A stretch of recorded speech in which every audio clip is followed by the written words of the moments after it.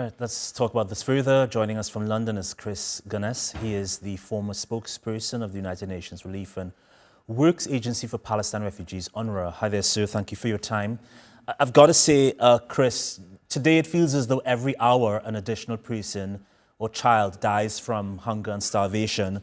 I mean, the assumption is that if there's a patient in critical condition, he or she will be given food or water, but that doesn't seem to be happening. What does that say about the current situation in Gaza as we speak? Amid daily, hourly massacres, the threat of a full onslaught against the 1 million people in Gaza City, there needs to be, for my money, 6 quite simple steps.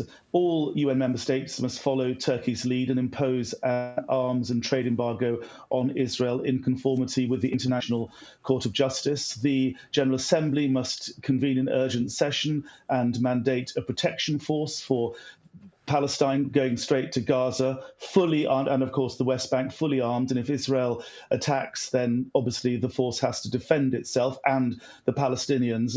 Thirdly, the General Assembly needs to expel Israel, as has happened to South Africa.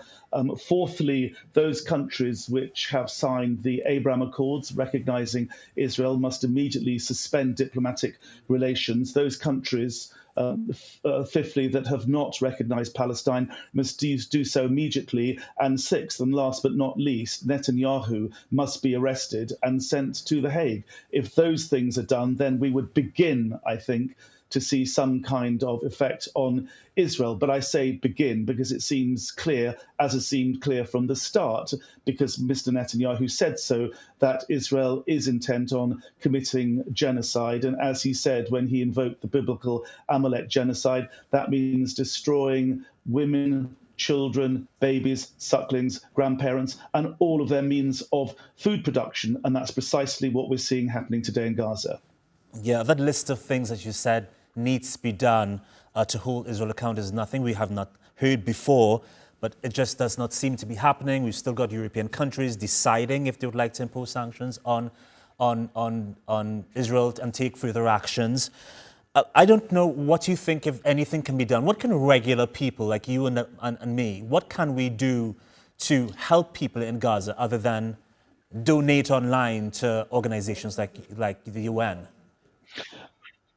Well, that list of 6 things, which I just delineated above, just before, is all implementable if people force their elected representatives to do so. So people need to ask and demand of their representatives that they have to follow Turkey's lead and impose a trade and arms, a total blockade of Israel. They're all members of the General Assembly.